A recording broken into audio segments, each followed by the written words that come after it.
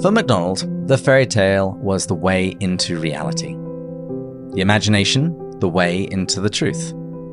The hurt of the rose fire filled with the fragrance of flowers, the connection with divine love, the connection with light breaking into the world through the gospel. This is Pints with Jack, Season 7, Episode 36. MacDonald Month. In the Age of Miracles. After Hours with Dr. Timothy Larsen.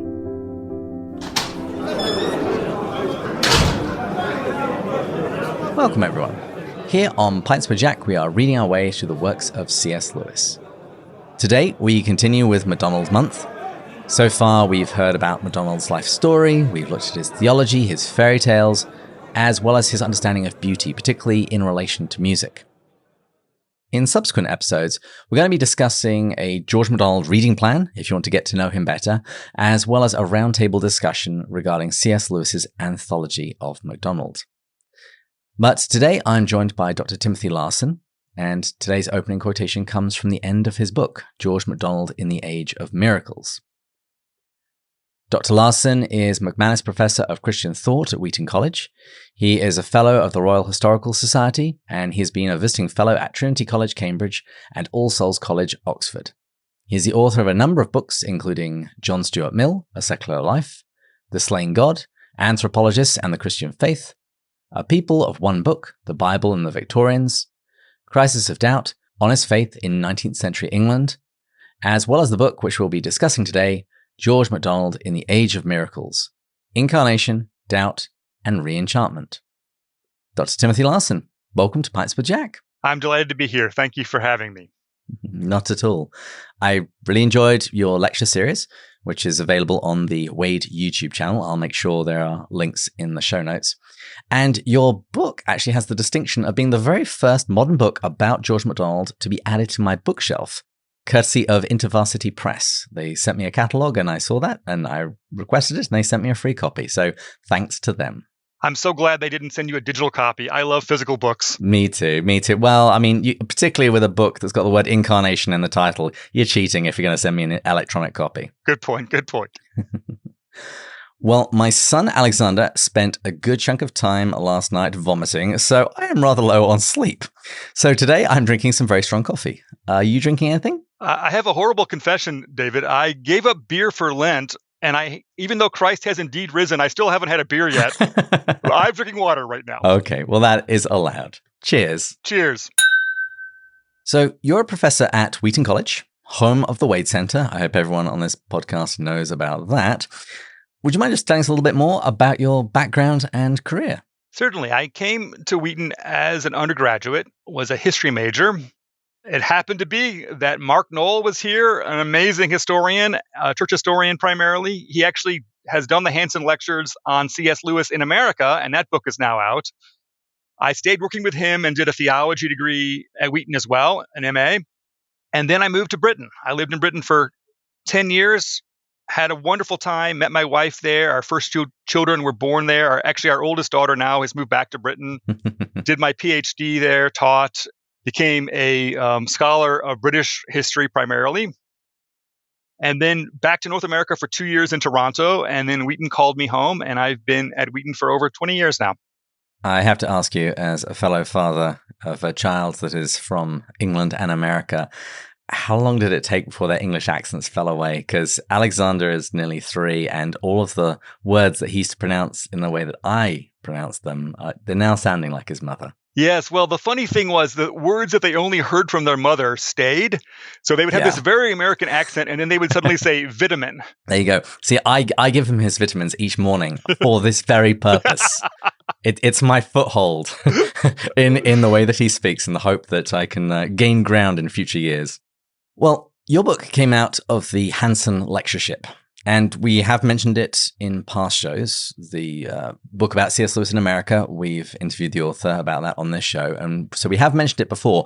But for those who think it has something to do with the 90s boy band who had a hit in 97 with the song Bop, what are the Hansen Lectures? Yeah, I was in Britain in 97, and it was the Spice Girls that I remember. But yes, so Walter and Darlene Hansen very generously endowed a lectureship. And so Every single year, a Wheaton faculty member is selected to give 3 lectures that relate to the Wade Center collections. The Wade Center, as people may know, collects for 7 authors, the more famous of which are C.S. Lewis, J.R.R. Tolkien, Dorothy Sayers, G.K. Chesterton, and George MacDonald. And so you gave a series of lectures over several months, and for each one of them, another faculty member at Wheaton then responds to what you've said. That's right. And that's the tradition. That happens every year. And it's a wonderful thing to think about those authors every year. I've gone to all of them and I enjoy it enormously. I find it particularly interesting because it's a cross-pollination of disciplines. Because, not everyone there is a C.S. Lewis or George MacDonald scholar. And so they're coming to the material with their own particular bent, own particular interests. And sometimes you get a very different take on the material because somebody's coming from a different discipline. Yeah, I feel that way even for myself. George MacDonald is written about by literary scholars, but I really came at him as a church historian. And I think I was able to see things that they don't see, just as they're able to see things that I don't see. Yes. As C.S. Lewis says in The Magician's Nephew, what you can see and hear depends very much on where you're standing and also the sort of person you are. Indeed. The subtitle of your book is Incarnation, Doubt, and Re-enchantment, which describes the 3 sections of your book. And with each of these sections, as I've mentioned, there's a response address from someone from the Wheaton faculty. So what I'd like to do in this interview is just touch each of those sections in turn. So in Miracles, C.S. Lewis says that the central miracle asserted by Christians is the Incarnation. And the first part of your book was entitled George MacDonald in the Age of the Incarnation. And I also noticed, appropriately enough, your lecture at the Wade was also given at the start of Advent. So why was the Incarnation and the celebration of Christmas so important to MacDonald? Yes, so there is a long-standing analysis of the 19th century in Britain that talks about the first half as the age of the atonement and moving in the second half to the age of the Incarnation. So that's where I'm getting that phrase from. The Victorians themselves would use that language.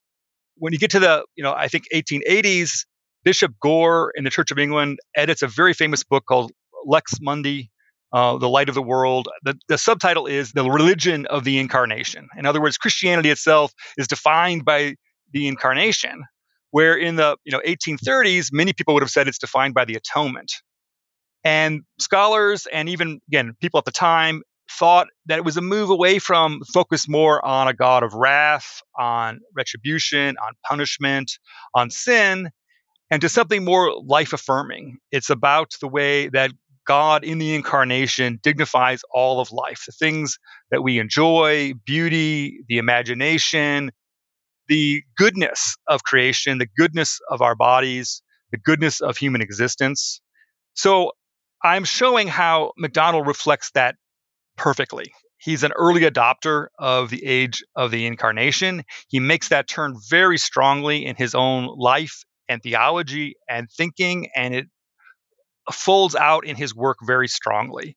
He can see some of the problems with the old, more kind of mechanistic views of the atonement, which a lot of people are squeamish about by this time. And so there's a kind of pivot away from a kind of too neat mechanical explanation of what the atonement is about that he got in his way of thinking about it from his Calvinist Scottish background. And he is very excited about this celebration of life that is the Incarnation. And then I make a correlation with the way that the Victorians really make Christmas into the most wonderful time of the year. Christmas really blows up in the 19th century. So much of what we think of as just Christmas traditions are actually Victorian Christmas traditions. We've kind of made that a permanent mark on the holiday. Wheaton, where I live, the town advertises all of its holiday events under the phrase "a Dickens of a Christmas." So yeah, there's a sense in which that kind of is really stamped, and certainly Dickens' A Christmas Carol is a huge part of that as well. But MacDonald is an early adopter of the new focus on Christmas. His family celebrated Christmas enthusiastically in ways that I think their neighbors thought was a little kind of zany. They were a huge family. The MacDonalds had 11 children. They would go around caroling. Christmas was very important. And you see that over and over again in MacDonald's work. He actually wrote a poem for Christmas every year. He folds Christmas into a lot of his books. And so I'm tying those two things together, the move towards the Incarnation as a central doctrine, and then the celebration of Christmas, which is the kind of manifestation of that in our yearly celebrations. I thought it was very interesting as I was reading your book and you were talking about that, because MacDonald's view and this evolution of a view to look at Christmas as the defining event of salvation history rather than the crucifixion, it accords very nicely with my own tradition. So I'm Catholic, and I've also been exposed to Eastern Christianity, so Eastern Catholicism, Eastern Orthodoxy. And I would say it was true for Catholicism, but certainly in the East, this emphasis on the Incarnation, that this is when God breaks into our world and the important things really start happening then and there, and allowing the Incarnation to color everything else. When I was reading the early church fathers, I saw something very similar. And Lewis has an introductory essay in front of On the Incarnation, the translation by Sister Penelope. And so I had also absorbed Lewis and that same perspective. So the idea that Christmas isn't given by some Christians this great emphasis was actually kind of a shock to me. It's hard to get back before this was the case. There were lots of Christians in the early 19th century that didn't celebrate Christmas at all. Mm-hmm. If they did, they celebrated it very much in a kind of subdued and a cultural way. There were many, many churches that did not have a Christmas service or even a Christmas Eve service. So, yeah, we take for granted the way it is now, but that happened to a large extent in the 19th century. And I think it is partially for theological reasons. What you've said is certainly true. This idea that the Incarnation is a deeper truth, it becomes stronger in the thinking of so many theologians in the 19th century. There are a lot of theologians to this day who would say in a counterfactual way, even if the fall hadn't happened, Christ would have still become incarnate. So it's like this kind of very fundamental theological reality that we then build out from. It's also the necessary precondition, because the human nature can't be raised unless Christ has first assumed it. Yes, it is absolutely the way in which the turning point happens for, being in the old Adam and being in the new Adam. This is Christ representing what humanity was supposed to be, what it was before the fall. Now we have the image restored. We have the most human person that there's ever been, representing humanity in its fullness, unlike us in our marred, distorted, twisted ways. Here is now what it really means to be human, and that is to look at Jesus Christ. And you spoke a lot about MacDonald's celebration of Christmas and the stories and the poetry that was surrounded. I would submit that this first chapter of your book would also be a very good thing to read during Advent one year. Yes, thank you for that. I find it comes back to me. Even some of his poems I didn't intend to memorize, but they're in my head. And I think of MacDonald at Christmas time, and he makes wonderful connections and a great companion. The response to this section was given by Dr. James Beitler. What would you say was his chief takeaway, other than more pecans? Yeah, so I'll start with that. More pecans was a fruitcake reference, and maybe that was me tweaking my British wife and her overdue emphasis on fruitcake. Oh, it's revolting. Yes. For Americans who have never tried it, it is the heaviest thing that you'll ever put into your mouth and that will sink to the bottom of your stomach. And it has a 40-year shelf life. So once you've made it, you can keep it forever. Oh, yeah. So the pecans were the evidence. And Jim was very kindly saying that I had drawn on all this evidence from MacDonald's letters, from his sermons, from his poems, from his realist novels. But he quite rightly noticed that what I didn't really take on were the adult fantasy books. And so he really focuses on fantasties and says that actually you can see a lot of connections with the doctrine of the Incarnation being important to MacDonald, even in fantasties. In some ways, there is this Chalcedonian two natures, are these two worlds, and they're both real worlds, and they're being brought together. At the end, Anodus comes back to his embodied world, and therefore the goodness of that is reaffirmed. And he's pulling out things along those lines to see somebody who honors the doctrine of the Incarnation, how that's flavoring even a fantasy work that is not an allegory, that is its own thing on its own terms. Nevertheless, there is something there that you can see that the person who wrote this is somebody who cares about the Incarnation. And that itself has a lovely echo in Lewis's own writings, in his own description of reading Phantastes, because he spoke about the bright shadow came out of the book and started shining on the world that was around him. So his own trip into fairyland impacted his own corporeal world. Yeah, there's something wonderful about that an author who isn't directly talking about something recognizably spiritual or theological carries the fragrance of Christ, has holiness, has a sense of goodness. And you feel that C.S. Lewis is saying, even though this book is not in any way something that you would think is Christian writing in explicit sense, there's something about the fragrance of this that I recognize and identified, and it's important and it matters. And it's all tied in with the engagement of the imagination, the desire for holiness, and this is something that's echoed in Lewis's own books. Many Lewis fans have read Phantastes and scratched their head a little bit, not quite sure why Lewis was so excited about it. But I would submit that what they're not quite getting is what they experienced when they, say, read the Chronicles of Narnia or the Ransom trilogy. It's just a little bit more removed, I would say, for more modern-day readers. But it makes possible so much of modern fiction, I think. Absolutely. Mm-hmm. He's creating another world that has its own logic. And so it's not an allegory. And that's why you feel disorientated, because people still want an allegory. They want it to map onto something that they already know. And MacDonald's like, no, just come join me in a world you don't know. Well, let's move on to the next section. In Mere Christianity, Lewis wrote, when a young man who has been going to church in a routine way honestly realizes that he does not believe in Christianity and stops going, provided he does it for honesty's sake and not just to annoy his parents, the Spirit of Christ is probably nearer to him then than it was before. And I quote this because your next lecture and the next part of your book is called George MacDonald and the Crisis of Doubt. What was MacDonald's response to the Victorian period's Age of Doubt, as well as the doubters he himself knew personally? Yes. So the background, again, was how often in the first half of the 19th century, the church and ministers and influential Christians reacted with such negative severity to any kind of doubt or skepticism or questioning. And in a tragic way, often provoked the very thing that they were trying to stop. A young person would ask a perfectly natural question. This doesn't seem to make sense. What's really going on here? Is that really true? And they would get a lecture about how they're becoming an atheist and how they're wicked.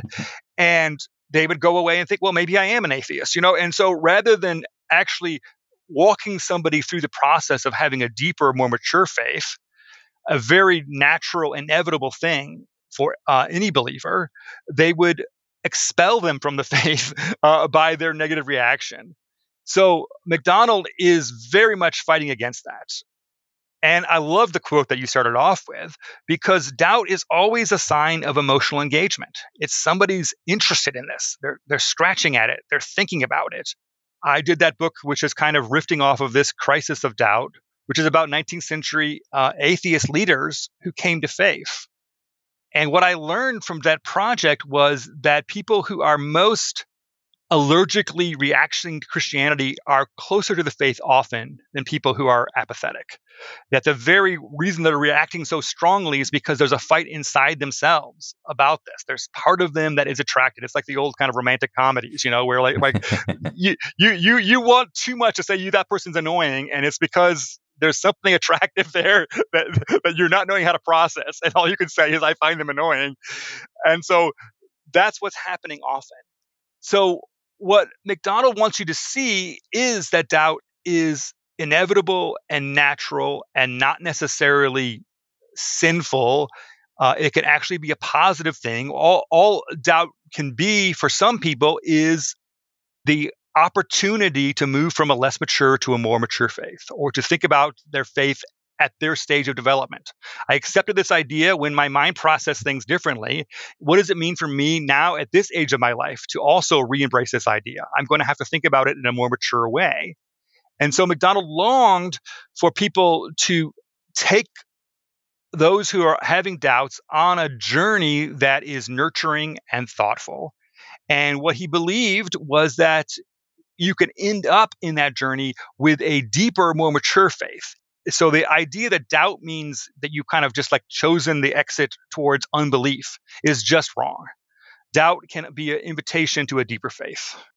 Those periods of what you might call doubt in my own life, those periods of struggle, they were always times of change because I was having to reassess what I thought I knew to be true or what I thought was true. And at least in my own life, I can look back on all of them and say that they were moments of transformation, that I came out of those times of testing with a stronger, more mature faith.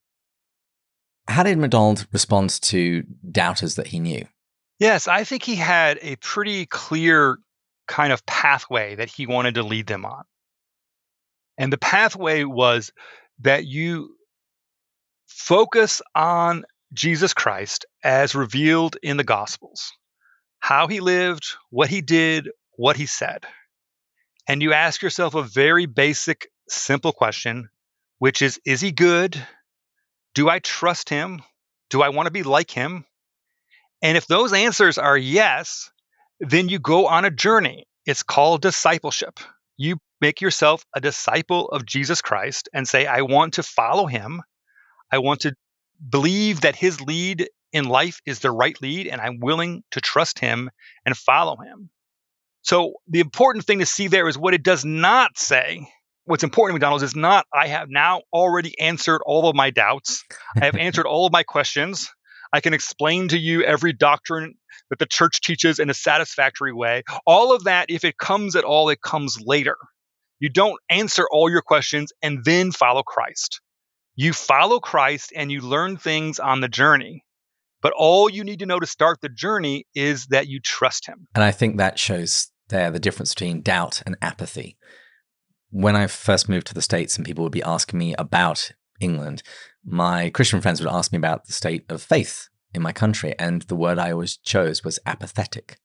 And I said it's therefore very difficult to make inroads because people just don't care. It's like back in the days of driving before we had power steering. If you were trying to do a 3-point turn and you were trying to move your steering wheel without putting your foot on the gas, it was excruciating. But if you've got just a little bit of gas, if you're willing to move just a little bit, you can make great inroads very quickly. So somebody once said that the British don't like atheists because an atheist is somebody who suspiciously has thought too much about religion. That is perfect. Now, MacDonald knew and was friends with quite a few people that other people wrote off because they expressed questions and doubts. Some of them quite famous. Yes. Mark Twain comes to mind as a prime example. And what he's doing is he's seeing that they are in some ways God's loyal opposition. These people who are often famous even today as people who are written about as if they're just defying faith and God and the church and have this vision for a kind of materialistic, atheistic, secular world. That's not a very accurate picture of almost any major figure in the 19th century.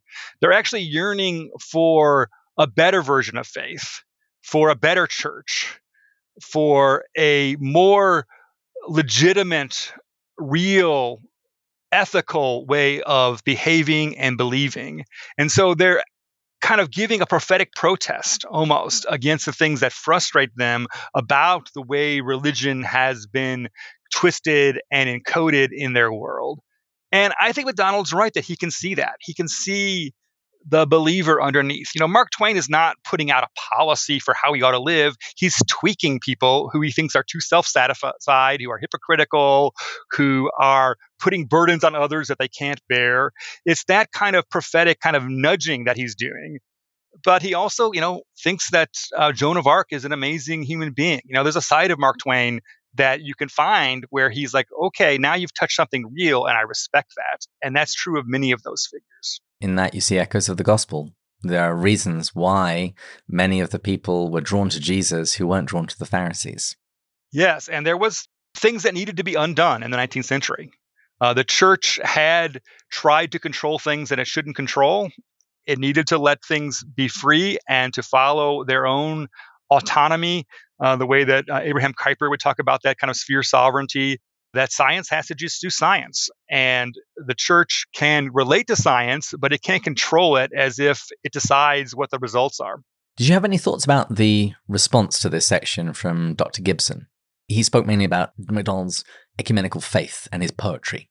Yes, and he's bringing in these other canonical figures, Tennyson. So Tennyson famously said, there is more faith in honest doubt than in half the creeds, which again, people have overread as just kind of, I don't believe there's anything at all in faith. There is nothing to believe.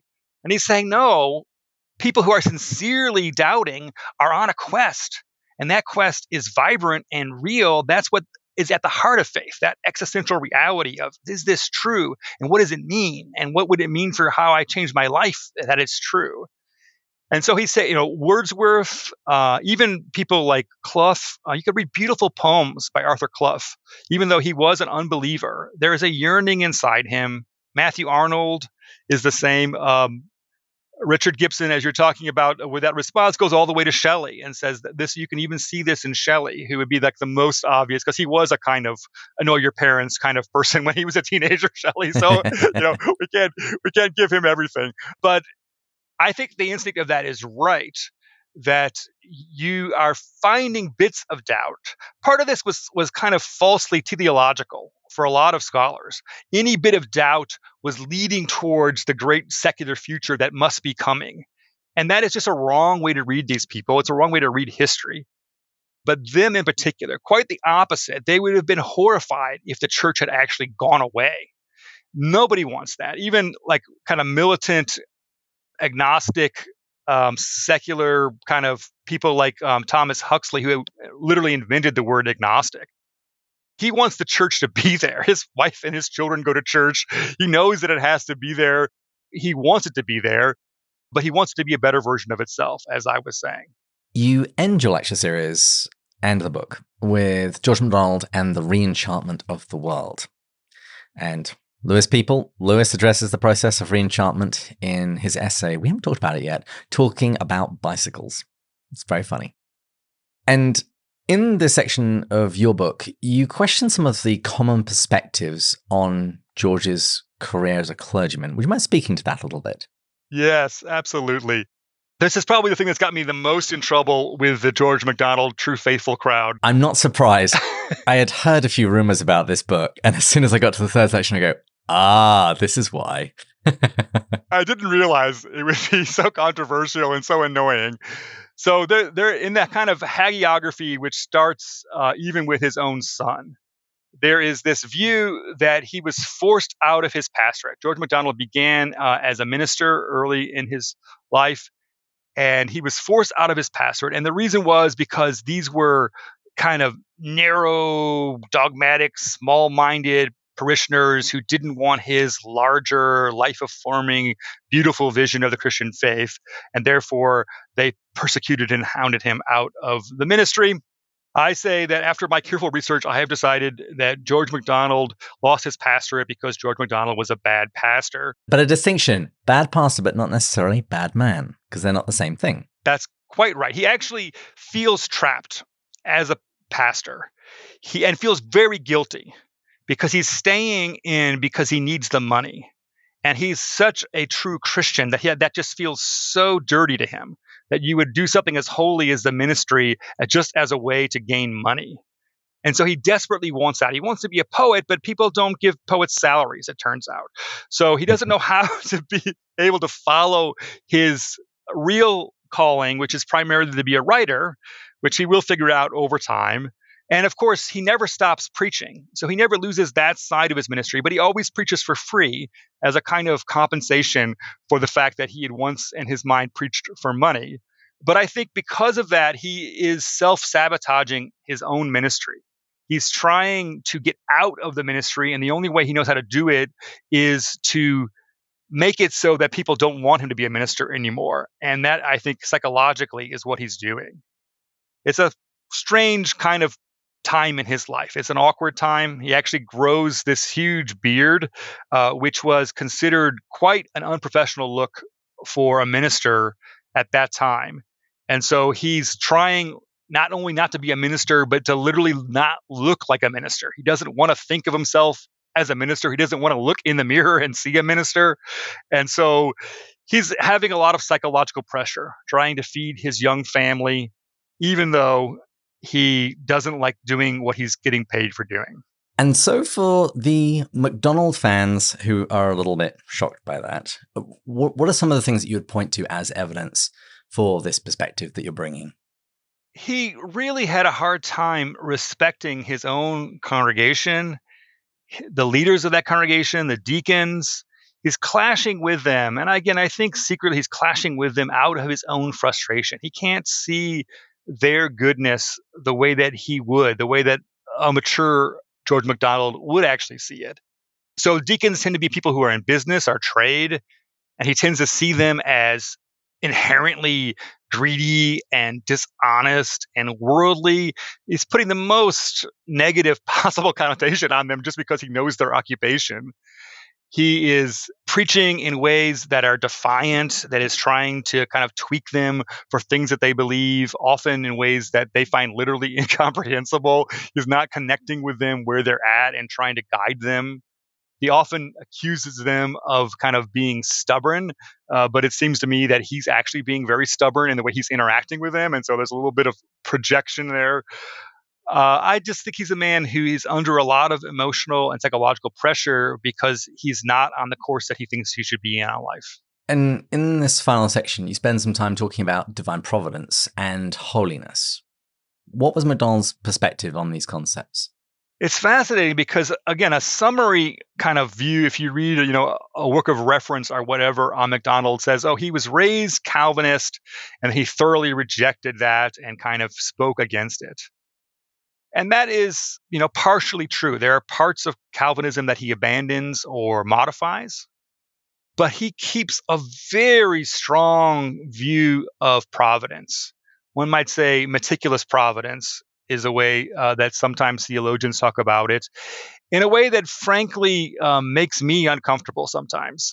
He tends to immediately see anything happening in somebody's life, however painful or negative, as directly intended and willed by God for their good. Now, obviously, I think as a Christian that God works all things together for good. So God is unfolding that and folding it in a way to turn it to good. And of course, God is providentially overseeing everything that happens and allowing it to happen. But MacDonald has this much more specific. God has made you have tuberculosis because he knows that's exactly the best thing for you. That kind of, where that seems to me just a little overread and a little too strong. In my life, I've realized that pastorally, that lands very different for different people. And so part of that is like our personal temperaments.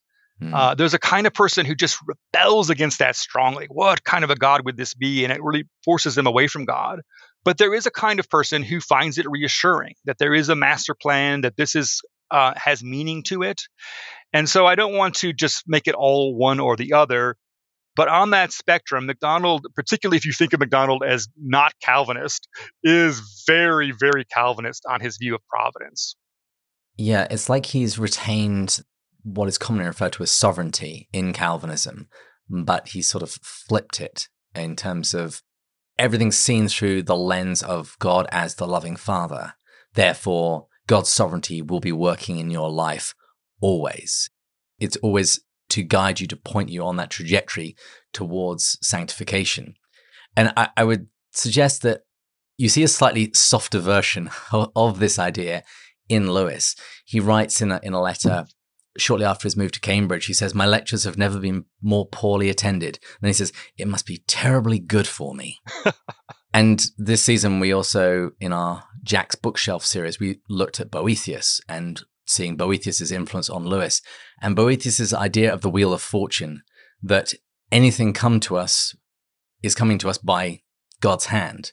And it's therefore going to be either disciplining or good for us in some way. And we also just read the Latin letters of C.S. Lewis. And there, Lewis says that everyone will be used by God, either as a tool, like Judas, or as a beloved son. There's obedience one way or the other. You do see a little bit of that MacDonald influence, but as with many things in Lewis, I'd say packaged up in a slightly more palatable way. Yeah, and if I could just kind of editorialize on this a bit, it matters a lot, like where this is located pastorally. So people will often ask, why did God allow this to happen? And the kind of implicit assumption is that an answer can somehow take away grief. And an answer, again, with Lewis, a grief observed, an answer doesn't take away grief. And therefore, it's irrelevant. Whether there is some meaning or there's not some meaning, nothing anybody's going to say about that is going to mitigate your grief.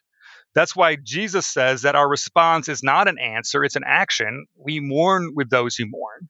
What we do is we accompany somebody through the grieving process, but we can't explain it away. And if the question is a kind of challenge, like, well, if you know so much about theology, can you explain away my grief? The answer is no. And so I think there's a category confusion often that makes this conversation so odd.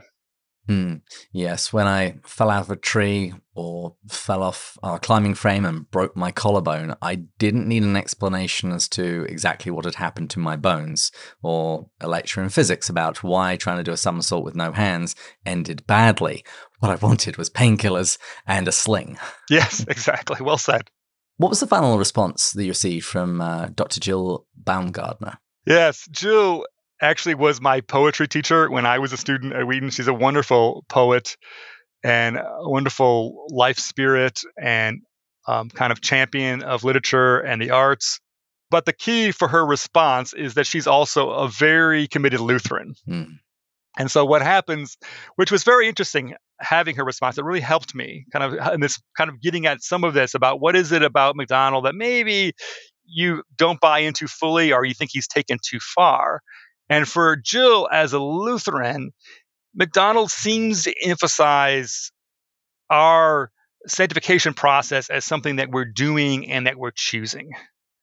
And she has a very strong Lutheran sense of it's what God's doing and what God's choosing, and it's God's grace. It's not our effort. And so she kind of pushes back a little bit at MacDonald for this kind of assumption that we kind of just need to kind of make our sanctification happen by focusing our efforts on it.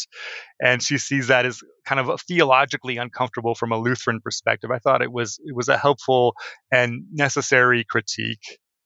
What MacDonald is himself doing, which I think is also what people who love what I just said need to hear, is he's reminding us how absolutely committed to holiness God is. Without holiness, no one can see the Lord. And so if you think it doesn't matter, if your view of Lutheranism is, I'm going to be in heaven with my sin, but the blood of Jesus covers it, so it's just fine, then you don't understand the end game. The end game is holiness. The end game is sanctification. And George MacDonald won't let you forget that. Lewis says in Mere Christianity that Jesus said, "Be ye perfect." And he says, and he meant it. That this is the goal. If you let him, he's going to make you perfect. There is no other destination for you other than that, because you need to be a saint in heaven. That is your ultimate goal. And I was a little confused by her response in that regard, because I never really got that impression from MacDonald. The rose fire, which is on your book's cover and found in the Princess and Curdie books, it's the fire that does the cleansing. It's the fire that does the work. It's just the people are invited to, in the case of Curdie, put his hands into the fire. Or he's invited to partake of the cleansing and healing and sanctification that is being made available to him freely. Yeah, that's a beautiful response. I'm attracted to what you're saying for sure. And Christians have continually seesawed on this issue and a focus on holiness. There's a whole movement called the Holiness Movement coming out of Wesleyanism. And that kind of reached a point where it was extremely optimistic about entire sanctification. And then there's a pushback that says, no, we need to remind ourselves that we continue to have sin in our lives and that we are sinners. And then that can kind of slide into a kind of comfortable worldliness, which says, I've given up on working on these issues and I've just learned that I like them. And so then a revival of holiness will come along. But MacDonald is definitely on the side of being a prophet of holiness. That is the point that he thinks you need to hear or that he is called to preach. And he wants to remind people over and over again. He takes that amazing parable, which most people would be squeamish about. He will not let you go until you've paid the last farthing. Mm-hmm. And he just preaches that as, you think you can keep a little bit of your sin and God's going to overlook it? You're going to pay every bit. All of it is coming out. Mm-hmm. In the preface to The Great Divorce, Lewis says we can't take our hellish souvenirs with us into heaven. It's got to go. Everything's got to go. There are texts on both sides. Even what you were saying, so with Jill, may God himself, the God of peace, sanctify you through and through. That sense of like it's God's work. But then Paul will say in Corinthians, cleanse yourselves from all filthiness, and so there are ways in which even the scriptures themselves seesaw between these two things, knowing that it's God's action, but calling us to do what the Spirit is wanting us to do. And in Mere Christianity, Lewis focuses on that line in Philippians where it speaks about working out your salvation with fear and trembling, which makes it sound like it's our work. For it's God's work in you. It's like, well, then that sounds like it's his work. And he ultimately throws up his hands and says, it's kind of like asking which blade of the scissors is more important. Yes. Yeah. If you think you stand, be careful lest you fall. And yet now unto him who's able to keep you from falling, these go back and forth. You can, and you need to hear both of them. They both need to be preached. The full range of those gospel admonitions need to be in our lives. Absolutely. Well, any final thoughts about your book? Any hopes for its readers? Or do you have any future projects that you're working on that you'd like to mention? So I do have an annotated edition of George MacDonald's Diary of an Old Soul, which is coming out next month with InterVarsity Press. Ooh. Maybe they'll send you a free copy. You never know if you kind of write that magic email again. I will.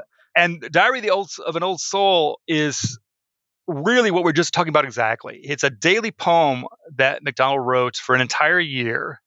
And it's very clear that his priority before God is to be sanctified. He's over and over again focused on that. And he's quite willing to accept pain as the process.